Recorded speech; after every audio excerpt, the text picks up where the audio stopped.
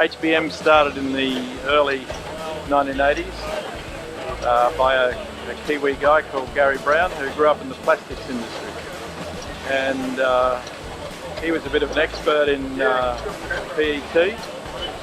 We sold equipment back to the plastics manufacturing industry, both injection moulding and PET bottle manufacturing. And that took us eventually into the liquid beverage industry for filling lines. So we developed the packaging equipment for beverage, which has been our strength. One of the companies took us into the food industry. We have the machine here on our stand, and we decided we would expand into the food industry. The food industry is growing, so over the last 15 years we've expanded more and more into food. We're primarily capital equipment importers, distributors, and we like to work with European companies, US, Germany, Italy. High quality, high price, but we sleep at night. We've got the filling machine that brought us into the food industry from Multi-Fill in the US, the specialised filler for cooked rices and cooked pastas and vegetable components, meal components for prepared meals and that type of thing, and probably the best, recognised as the best machine in the world for handling those products.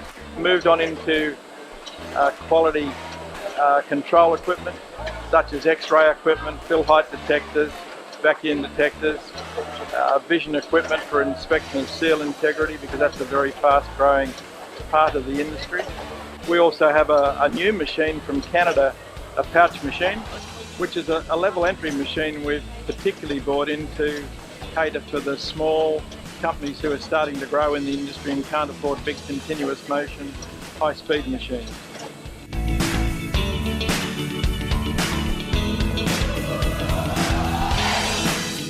I would say to them, thoroughly investigate your complete process and of your process side and your packaging side. Identify your weaknesses, investigate solutions for those weaknesses, and even consult with others, even if you might have to pay a little bit for it, but consult with experts. Work out the right solution and then make a decision and implement it, and you'll never look back.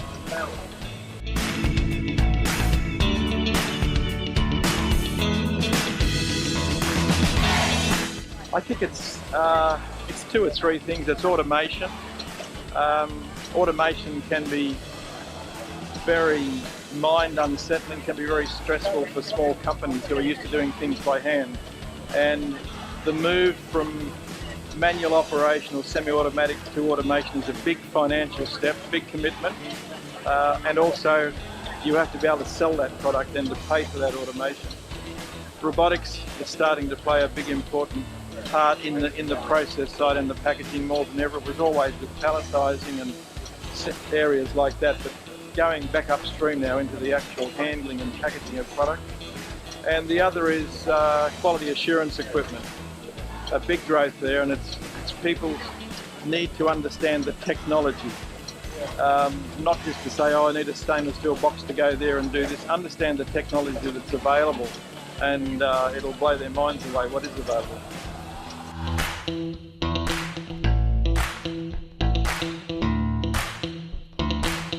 I guess they've got a few questions to ask themselves, because everybody has to have electricity, or gas maybe, and that's the cost of that is growing. So how do you reduce that cost? And probably the simplest way is to look at the equipment that you're buying, have the electricity and the power usage measured, and see how you can refine that. For example, if you're using a shrink tunnel to do a secondary pack, there is companies out there in the last 4 to 5 years have reduced power requirements by up to 30%, which is enormous, to help people. The big gear motor companies that make your drives for your conveyors and some of your machines, they're all worked and implemented high efficiency models which use less and less power.